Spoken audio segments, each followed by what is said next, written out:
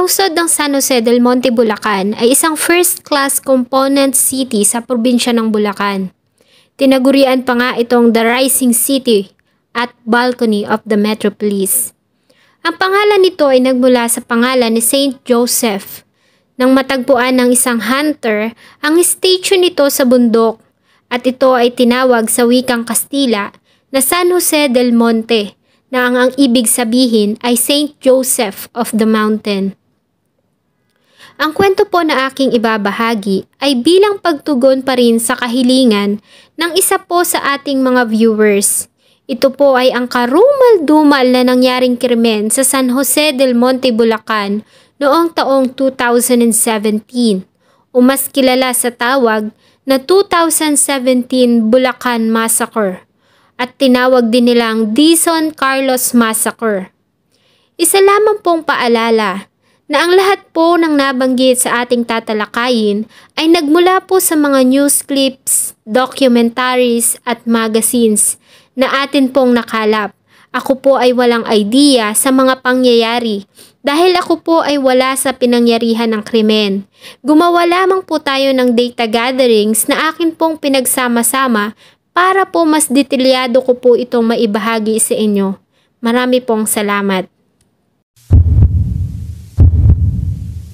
Bago ko po simulan ang ating story, sa mga bago po sa channel ko, please hit the subscribe button at pakipindot na rin po ang ating notification bell para ma-notify kayo sa mga bago nating upload na videos. Noong 27, 2017, sino naman ang mag-aakala nang ang isang bahay na ito sa San Jose del Monte, Bulacan ay magiging isang crime scene? Ayon kay Dexter Carlos Sr., nang umuwi siya galing sa kanyang graveyard shift bilang isang security guard sa isang bangko sa Makati City, ay sinalubong siya ng isang pangyayaring kahit kailan ay hinding-hindi niya makakalimutan. Nasanay kasi si Dexter na sinasalubong ng mga anak sa tuwing siya ay uuwi ng kanilang tahanan, galing sa panggabing trabaho. Ngunit ng araw na yon ay hindi niya nakita ang mga ito. Sa halip ay sinalubong siya ng katahimikan. Kaya naman ay agad siyang tumawag sa kanilang gate para pagbuksan siya ng mga ito. Ngunit tumagal na halos ng isang oras na siya ay tumatawag sa mga anak at asawa ay wala siyang naririnig na response mula sa mga ito. Kaya naman ay naisipan niya ng akyatin ang kanilang gate para sumilip sa loob ng bahay. At ganun na lamang ang kanyang pagkagulat nang makita ang kanyang mother-in-law na si Aurora Dizon o Nanay Auring na nakahandusay sa sahig at walang suot na saplot sa ibabang bahagi ng katawan nito at naliligo ito sa sariling dugo. Kaya naman ay agad siyang tumawag ng authorities para i-report ang nakita. Matapos noon ay tinungo niya ang likuran ng kanilang bahay para makapasok sa loob dahil sa pag-aalala sa kanyang asawa at mga anak. Nang makapasok ay agad na bumulaga sa kanya ang katawan ng kanyang asawa na si Estrella. Tulad ng ina nito ay nakahandusay ito sa sahig at walang saplot sa katawan na naliligo sa sarili nitong mga dugo. Natakot si Dexter at talaga namang kinabahan at agad niyang naisip ang mga anak, kaya naman agad niyang tinungo ang mga ito sa kanilang kwarto. Nakalak ito at wala siyang naririnig na kilos na nanggagaling sa loob. Kaya naman agad siyang kumuha ng martilyo at sinira ang pintuan.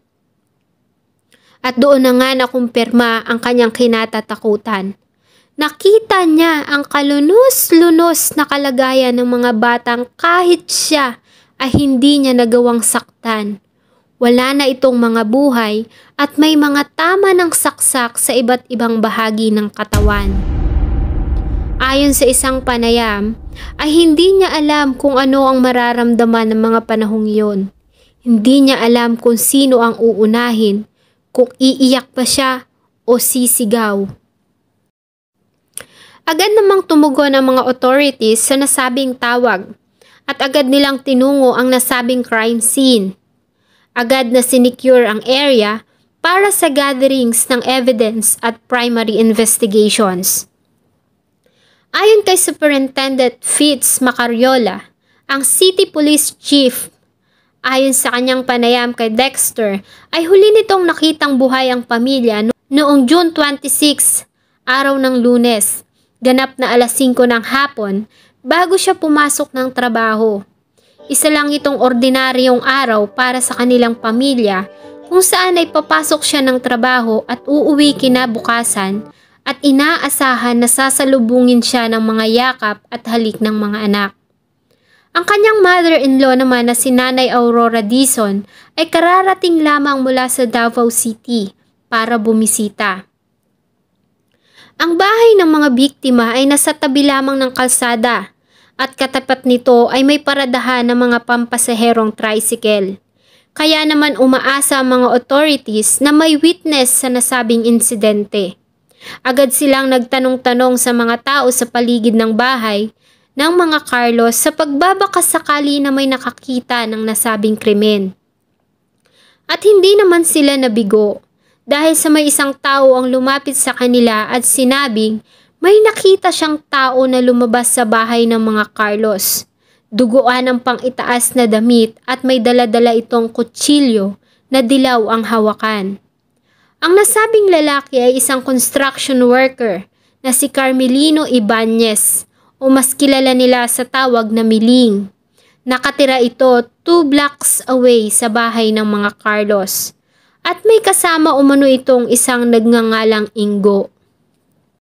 Agad namang pinuntahan ng mga investigador sa pangunguna ni Police Senior Superintendent Karamat Jr. na bumuo ng Special Investigation Task Group para sa nasabing investigasyon ng kaso. At sa pareho ding araw, sila Miling at ang isa pang tinuro na witness na tinawag nitong Ingo. Dininay ng mga ito na may kinalaman sila sa nasabing krimen. Nang silipin naman ng mga investigador ang bahay na tinutuluyan ng mga ito, ay may nakita silang mga mantsa ng dugo sa dingding. Ganun pa man, dahil sa walang sapat na ebidensya, ay agad din nila itong pinakawalan matapos ang kanilang mga katanungan. Matapos makakalap ng ebidensya at mga litrato, ay agad na dinala ang mga remains para sa autopsy. Ayon sa autopsy na sinagawa ng Scene of the Crime Operatives ng Bulacan, ay nagtamo ng 32 stab wounds si Nanay Aurora Dizon, 42 stab wounds naman kay Estrella. Ang panganay na anak na si Donnie ay nagtamo ng 15 stab wounds. Si Ella ay 19 stab wounds at 5 stab wounds naman sa bunsong si Dexter Jr. Kinabukasan June 28 ay inamin ni Carmelino o Miling sa harap ng kanyang malalapit na miyembro ng pamilya sa loob ng kanilang bahay ang kanyang ginawang karumal-dumal na krimen. At ayon pa sa kanya, ay siya lang mag-isa at wala siyang kasama nang gawin ang pagpatay. June 29, 2017, after 33 hours, ay kusang loob na sumuko ang 26 years old na si Carmelino Ibanez o Miling sa mga authorities dahil sa pinagsisisihan niya umano ang nagawang kasalanan. At ayon sa kanyang unang mga naging pahayag, ay 2 ang kanyang napatay at hinalay niya ang mga babaeng biktima. Nang ganap ng katanghalian ng pareho pa ding araw, ay prinisinta ng Philippine National Police Region 3 at Bulacan Philippine National Police si Ibanez sa isang press conference kung saan ay malaya itong nagsalita sa harap ng mga media sa Philippine National Police Camp Olivas sa Pampanga. At nagbigay ito ng detalye ng kanyang ginawa. Ngunit muli itong nagbago nang muling kausapin at sinabi niya na noong madaling araw ng June 27 ay nag-iinuman sila kasama ang isang nagngangalang Tony at Ingo. Matapos noon ay gumamit sila ng pinagbabawal na gamot na nagkakahalaga ng 150 pesos. Nang pauwi na sila ay may narinig umano silang boses na nagsasabi sa kanila para pasukin ang bahay ng mga Carlos. Kaya naman inakyat nila ang pader ng nasabing bahay. Dumaan sila sa likuran. Bagamat nakasara ang pintuan, ay madali nila itong nabuksan dahil sa ang tanging sara lamang nito ay isang nakakalang na kahoy.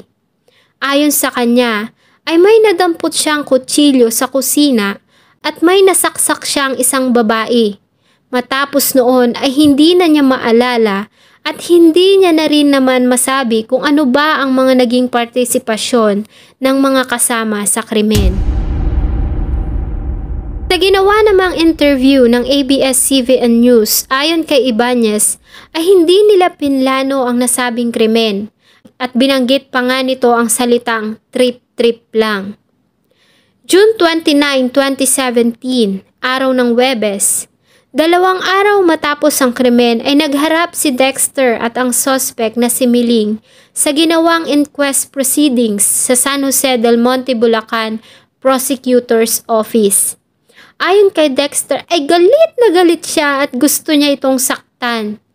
Ngunit pinigilan niya ang sarili at nanatiling kalmado. Sinubukan niya kasing konsensyahin ito at nagbabaka sakali siya na ituturoy nito ang mga kasamahang gumawa ng krimen para sa mabilis na pagkuha ng hustisya. Dito ay nagawa niya ring maglabas ng sama ng loob dahil sa wala naman siyang ginawang kasalanan sa mga ito. Bakit nila nagawa ito sa kanyang pamilya, lalo na nga sa kanyang mga inosenteng anak?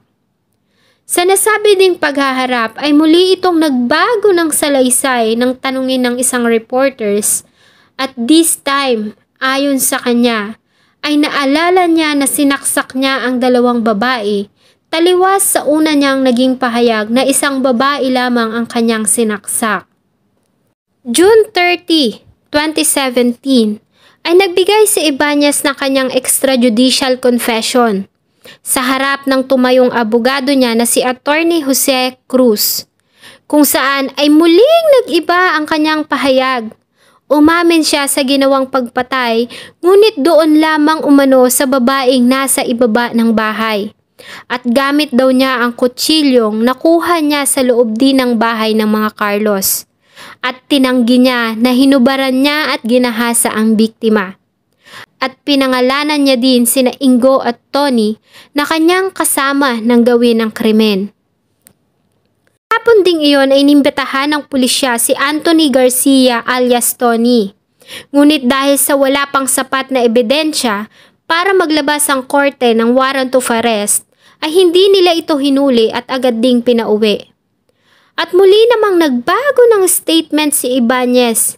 This time, ayon sa kanya, ay nakaranas siya ng torture mula sa mga authorities. Kaya naman ay napilitang siyang umamin sa nasabing krimen. At dahil nga sa sinabi nito sa mga unang pahayag na sila ay gumamit ng pinagbabawal na gamot, ay agad itong sumailalim sa drug test. At negative ang nasabing resulta. Ayon naman sa mga authorities ay marahil dahil ito sa small amount lamang ang ginamit nilang illegal drugs at hindi umano ito makakaapekto sa kaso. Dahil sa wala naman umano silang sinampang kaso dito tungkol sa illegal na droga. At ang mga pag-aming ginawa nito ay sapat na ang ebidensya para masampahan ito ng kasong pagpatay at panggagahasa. July 4, 2017 ay nakitang wala ng buhay si Rolando Pasinos o alias Ingo sa Barangay Santo Cristo, San Jose del Monte, Bulacan. At sa kanyang bangkay ay may nakitang karatula na may nakasulat na addict at rapist ako, wag tularan. Nagtamo ito ng 5 stab wounds at nawawala din ng 4 nitong mga daliri. Kinahapunan ng nasabi ding araw ay personal na nagtungo ang noon ay president na si former President Rodrigo Roa Duterte at Director General Ronald Bato de la Rosa para magpaabot ng pakikiramay. Nangako ito na gagawin ng lahat para mabigyan ng hustisya ang pagkamatay ng pamilya ni Dexter Carlos. Nag-abot din ito ng 275,000 bilang cash assistance, cellular phone at isang unit mula sa National Housing Authority. July 5, 2017, pinasok at pinagbabaril sa loob ng kanilang bahay ang isa pang person of interest na si Roosevelt Sorima alias Punga. Ito ay ang brother-in-law ni Ibanez. Ayon sa mga nakasaksi ay may mga nakamask na lalaki ang pumasok sa bahay nito at doon siya binaril. Naitakbo pa si Sorima sa malapit na hospital, ngunit dineclare ito na dead on arrival. Sa pareho ding araw, sa panayam ng programang Filon ngayon, ay muling nagbago ng mga statement si Ibanez, kung saan ay sinabi nito na tinorture siya ng mga pulis kaya siya umamin sa krimen. July 6, 2017, ay muling humarap si Ibanez sa isang media interview at pinanindigan nito na wala siyang kinalaman sa nasabing massacre at siya ay tinorture umano ng mga kapulisan at pinilit na paaminin sa nasabing krimen. Kinwento rin niya ang pagpukpok umano sa kanya ng mga pulis gamit ang martilyo at pagsuntok sa kanyang dibdib at sikmura. Dahil nga sa pabago-bagong statement ni Ibanez at sa pagdawit nito sa pangalan ng mga kapulisan, ay inatasan ng Department of Justice Secretary Vitaliano Aguirre II si NBI Director Dante Giran sa pamamagitan ng Department Order No. 446 para gumawa ng sarili nilang investigation sa nasabing karumal-dumal na krimen. Nilagay din ng Department of Justice si Dexter Carlos Sr. under ng Witness Protection Program para protektahan ito dahil nga sa sunod-sunod na patayang nangyayari na may kinalaman sa kaso ng pagpatay sa kanyang pamilya. Kinumpirma din naman ng mga authorities na sinama nila si Dexter Carlos sa ginawang investigation bilang protocol sa kanilang ginawang process of elimination ng mga suspect at maayos naman itong nakipagtulungan sa mga authority. At ayon pa nga ay sumailalim ito sa isang lie detector test na sinagawa ng Philippine National Police. July 8, 2017 ay isa pang person of interest ang nakitang wala ng buhay. Ito ay si Anthony Garcia o alias Tony. May tama ito ng baril at may nakalagay din na karatulang, "Adik ako at rapist, wag tularan." Samantala, ang ika-4 naman na person of interest na si Alvin Mabesa ay nawawala. Kinidnap umano ito ng mga di nakilalang tao noong June 30 at hanggang ngayon ay hindi pa natatagpuan. Sa kabila ng pabago-bagong pahayag ni Ibanez ay tila hindi pa rin ito makakalusot sa ginawang kasalanan dahil sa paglabas ng resulta ng forensic investigation na nagmula sa Philippine National Police Crime Laboratory sa Camp Crame in Quezon City, kung saan ang DNA ng suspect na si Carmelino Ibanez alias Miling ay nakita sa mga samples of evidence na nakuha sa katawan ni Estrella Dizon Carlos. Subalit ang nasabi ding DNA test ay walang nakitang traces ng DNA na nanggaling sa 3 persons of interest. Ang na-recover naman na kutsilyo malapit sa tinitirhan ni Miling Ibanez ay positibo na siyang ginamit sa pagsaksak kay Nanay Auring sa 7 taon na si Ella at Dexter Jr. na 1 taon pa lamang dahil sa nakita ang DNA ng mga ito sa nasabing murder weapon. At ayon sa kanila ay hinahanap pa nila ang isa pang murder weapon na ginamit sa pagpatay sa 11 years old na si Donnie at ang ina nito na si Estrella dahil sa wala silang nakitang bakas ng DNA ng mag-ina sa na-recover na kutsilyo. Ibig sabihin ay ibang kutsilyo ang ginamit para patayin ang mga ito. Kay Senior Superintendent Romeo M. Karamat Jr., ang Bulacan Police Director, na ang nasabing result ng forensic investigation ay isang malaking ebidensya na magdidiin kay Miling sa kasong pagpatay at panggagahasa. July 18, 2017, Sa ginawang arraignment sa Bulacan Regional Trial Court Branch 78, ay nag-plea si Ibanez ng not guilty sa kasong 5 counts of murder at rape na sinampa sa kanya ng prosecutors. Nireject naman ng judge na humawak ng kaso na si Judge Gregorio Sampaga ang plea for suspension ng abogado ni Ibanez na si Attorney Jose Cruz. Hiniling nito na i-confine si Ibanez sa National Center for Mental Health na hindi sinang-ayunan ng nasabing judge at sa halip ay nag-issue ito ng commitment order para ilipat si Ibanez sa Bulacan Provincial Jail at nirequired nito ang defense na mag-file ng written motion. Ngunit pumayag naman ito na sumailalim si Ibanez sa isang physical evaluation dahil sa naging inconsistent na mga statements nito. Ayon naman sa prosecutors na ang nasabing psychiatric evaluation ay isa lamang strategy ng defense para ma-delay ang sinasagawang proceedings.